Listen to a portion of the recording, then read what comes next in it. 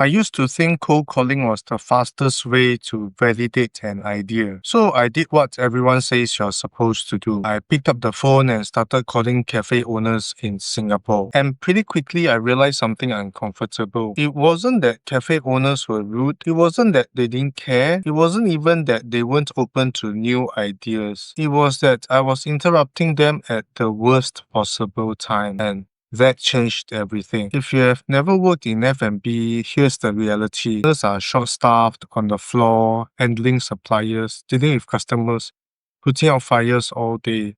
So when an unknown number calls at 11:30 a.m., that's not a sales opportunity, that's a disruption. So after a number of calls, not a huge sample but enough to see patterns, I realized the problem wasn't the pitch. It was the approach. Cold calling assumes attention is available, but in cafes, attention is the most expensive resource. And when you force someone to context switch in the middle of service, you don't get honesty, you get defense. Short answers, staff shooting the owner, send an email. At first, I thought that was rejection. It wasn't protection. And this is where I want to be very clear. This video isn't about blaming cafe owners. It's about recognizing how different types of owners think and what actually works in real operations. Some owners optimize for speed. They say things like, can we launch this next week? Let's just make it work first. We'll figure it out later. On the surface, that sounds decisive, but in a cafe, speed without clarity breaks things. Because systems don't fail during quiet hours.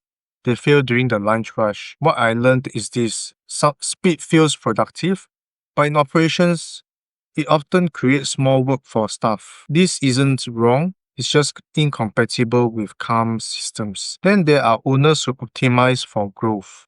They talk about second outlets, more volume, bigger plans, and that's not bad, but what I kept noticing is this. If the current operation is fragile, scaling just multiplies the fragility. Automation doesn't fix weak foundations. It exposes them, and cafes don't need bigger systems.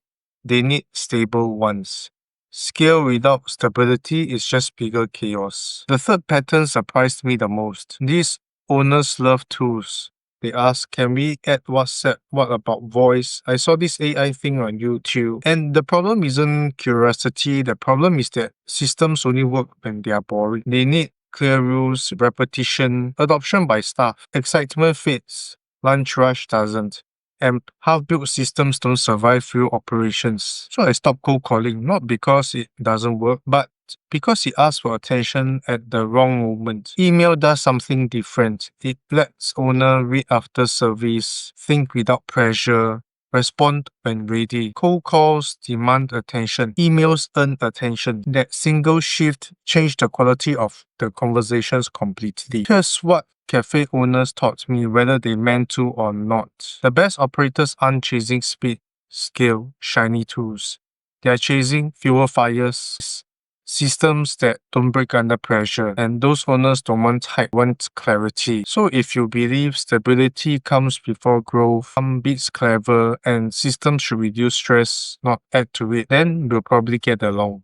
If not, that's okay too. If you're a cafe owner who prefers thoughtful conversations over sales pressure, there's a link below. No pitch, no funnels, just a proper discussion about how your operation actually runs. Thanks for watching.